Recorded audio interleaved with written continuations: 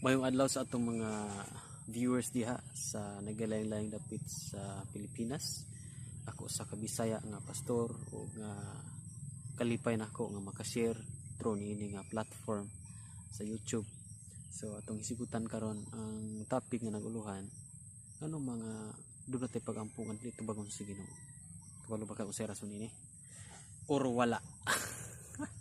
So niini nga video atong isigutan ang mga rason kung ano atong pagampo dili matubag sa Ginoo.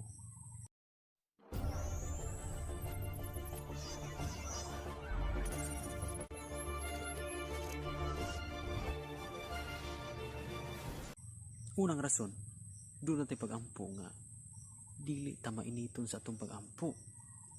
Dili ta sincero ba nga magampo. Ang ato ang inampuan gagmay kaayo, mugbo kaayo.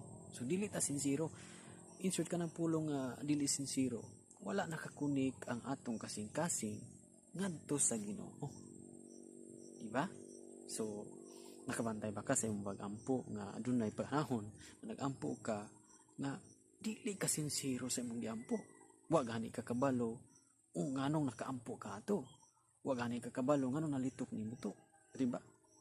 So ang imong kasing-kasing is wala nakakunik sa Ginoo. Matod pa ni Santiago, ang pagampo sa taong matarong dako kayo gahimuan. The prayer of the righteous man is availeth much. Diba? So usa ka gitawag og fervent prayer ang usa ka pagampo sa usa ka taong matarong. So ato pagampo, example, pagampo tag mga pagkaon, dali lang kay ta makaampo. Nya ato mga pagampo yaga-yaga pa usahay, magpadungog pa tag mga pulong aron mahimot ang kalatawan sa uban. Makadungog sila ni pulungan murag himuon nato ni nga pagampo aron nga makatawan ta sa uban. Di ba? So kung imong tanawon, ang atong pagampo dili ta focus o dili ta sincero sa atong pagampo. That's why dili ta kaybutan sa Ginoo, dili tubagon sa Ginoo. Di ba? Kamantay ka ni Jacob. Si Jacob, grabe ang iyang pagampo, nakigdumog siya sa Ginoo. Yun siya, dili ti kabuyan kung dili ko ning palanginan, di ba? So, ang kanhing Jacob, ang iyang pangalan dalo karon nahimo na mangyatagon. Kaduhang rason, ang ikaduhang rason kung anong dili ta tubagon sa Ginoo sa atong mga pagampo, kana bitaw dili matarong atong kinabuhi, kana bitang wa ta nagtinarong sa atong pagkinabuhi. Hinumdumi yung si James, ang matarong nga tawo dako kay kahimuan ang pagampo. The prayer of the righteous availeth much. So dako kay kahimuan ang pagampo ng matarong. O di ba?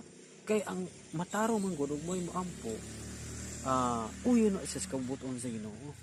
Muna nga susisyon ko natong sulay. Doon ako kabay pagampo nga wala tubagas Ginoo. Ang pangutana, kumusta man ang imong pagkinabuhi? Matarong ba? Nagtinarong ba ka sa imong pagkinabuhi?